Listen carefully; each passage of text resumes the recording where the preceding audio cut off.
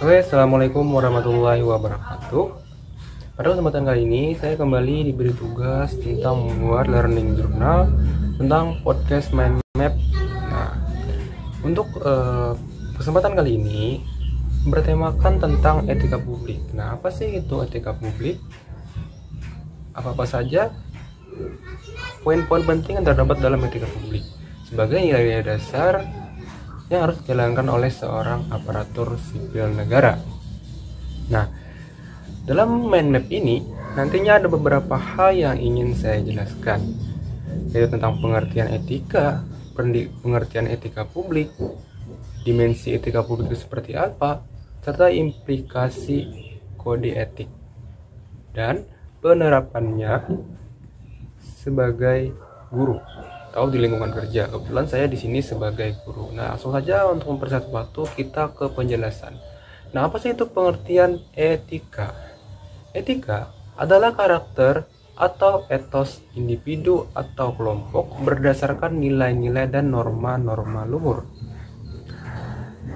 Nah, jadi etika di sini merupakan adalah karakter di dalam diri. Jadi sangat penting menanamkan pendidikan karakter sejak dini agar memiliki etika yang baik sepanjang hidup. Nah, pengertian yang selanjutnya adalah tentang etika publik. Apa sih itu etika publik? Etika publik adalah refleksi tentang standar atau norma yang menentukan baik atau buruk, benar atau salah, terperilaku, tindakan, dan keputusan untuk mengarahkan kebijakan publik dalam rangka menjalankan tanggung jawab pelayanan publik. Nah, jadi sangat penting di sini etika publik bagi seorang ASN dalam melakukan pelayanan publiknya. Nah, kita lanjut ke pembahasan selanjutnya, yaitu tentang dimensi etika publik. Apa saja yang terdapat dalam dimensi etika publik ini? Ada dimensi kualitas pelayanan publik, dimensi modalitas, dimensi tindakan integritas. Nah, jadi nanti ada beberapa hal dalam dimensi ini yang sangat penting untuk kita pelajari. Nah, langsung saja. Yang pertama itu tentang dimensi kualitas pelayanan publik. Apa sih itu? Adalah moral dalam etika publik, menuntut lebih dari kompetensi teknis, karena harus mampu mengidentifikasi masalah-masalah dan konsep etika yang khas dalam pelayanan publik. Nah, yang selanjutnya adalah dimensi modalitas.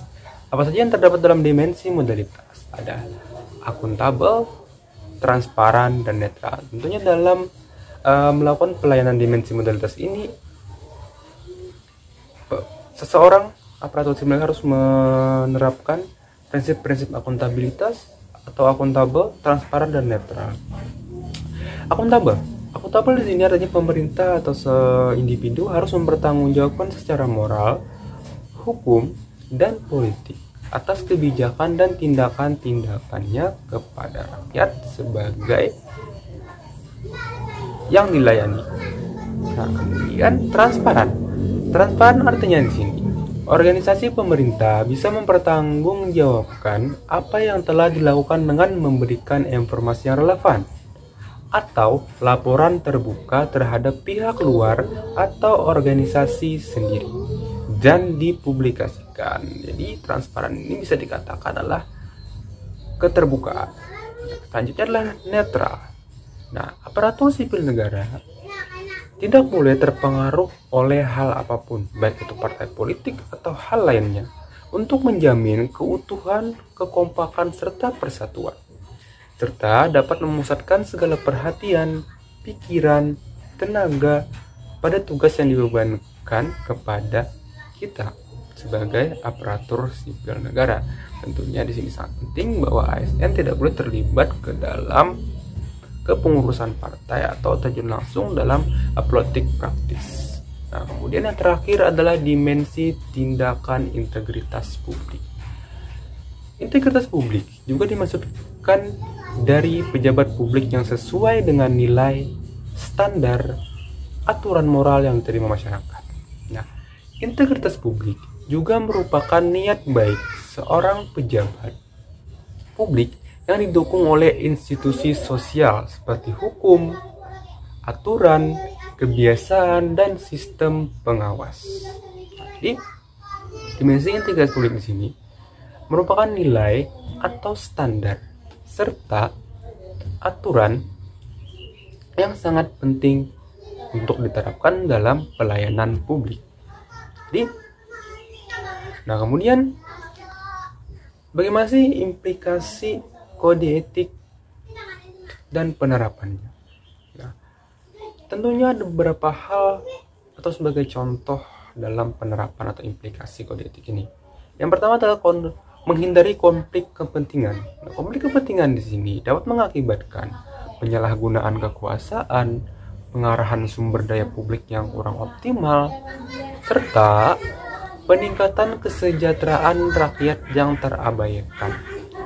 Nah, bagaimana sih bentuk-bentuk perilaku dari konflik kepentingan di sini?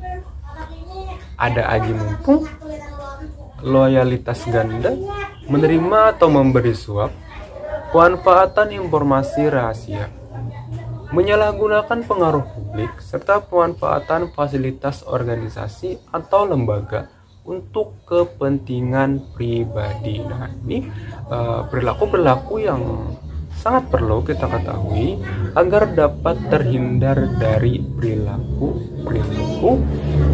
konflik atau terlibat dalam konflik kepentingan. Nah, di sini bagaimana sih etika publik dalam penerapannya di tempat kerja?